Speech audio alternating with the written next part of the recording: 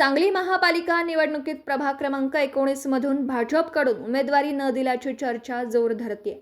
माजी नगरसेविका उषा पवार यांनी या निर्णयाचा निषेध करत स्वतःच्या रक्तानी पत्र लिहिलं असून ते मुख्यमंत्री देवेंद्र फडणवीस, प्रदेशाध्यक्ष रवींद्र चव्हाण आणि पालकमंत्री चंद्रकांत पाटील यांना पाठवणार आहे। उषा पवार बोलताना म्हणाल्या, प्रभागात माझ्या आघाडीवर असूनही माझा विचार झाला नाही। माझ्या कष्टांचे, अनुभवाचे आणि जनतेशी माझ्या संबंधाचे योग्य मूल्यमापन झाले नाही। पक्षातील अन्याय दूर व्हावा यासाठी मी हा कठोर निर्णय घेतला। मला पूर्ण विश्वास आहे की पक्षाचे वरिष्ठ विचार करतील आणि लाडक्या बहिणीला न्याय मिळेल।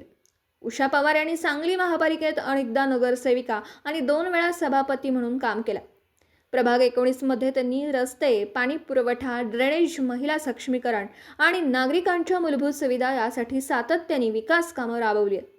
सध्या उषा पवार यांचे रक्ताने लिहिलेले पत्र सांगलीच्या सोशल मीडियावर जोरदार व्हायरल झालं असून स्थानिक कार्यकर्ते आणि नागरिक तातडीच्या निर्णयाची अपेक्षा व्यक्त करतात। मी उषा अशोक पवार, वॉर्ड नंबर 19 मधून इच्छुक होते। मी गेले 10 वर्ष महिला मोर्चाची उपाध्यक्ष आहे आणि त्याचबरोबर मी 4 वेळा नगरसेविका होते, 2 वेळा सभापती होते। प्रशासकीय कामांचा अनुभव असताना, भाजपचे एकनिष्ठ असताना, एका गुंडाच्या 302 खाली गुन्हा नोंद असलेले, त्याच्यावर अनेक गुन्हे नोंद असलेल्या एका गुंडाच्या आईला आणि त्याच्या घरातल्या व्यक्तीला तिकीट दिलं गेलं जाते आणि तो माझ्यावर अन्याय झाला आहे आणि हा अन्याय मी सहन करू शकत नाही। म्हणून मी माझ्या स्वतःच्या मी माझ्या स्वतःच्या रक्ताने हे पत्र मुख्यमंत्री देवेंद्र फडणवीस व त्याचबरोबर पालकमंत्री चंद्रकांतदादा पाटील यांना हे मी पत्र लिहिलं आहे।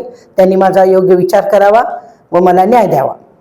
साधी एक सदस्य सुद्धा नाही आहे ती भाजपची आणि सभासद नसताना एक अंगठा बहादर की जिला अजेंडा कसा पकडावा, सही कुठं करावी किंवा जनतेची कामं काय करावी ह्याचं थोडं सुद्धा ज्ञान नाही आहे आणि केवळ कुठल्या तरी गुन्ह्यात नोंद असलेल्या आणि गुंड प्रवृत्तीच्या घरातल्या व्यक्तीला तिकीट दिल्या गेल्यामुळं हे कुठल्या ह्याच्यातून माझ्यावर अन्याय केला गेला आहे तो त्यांनी।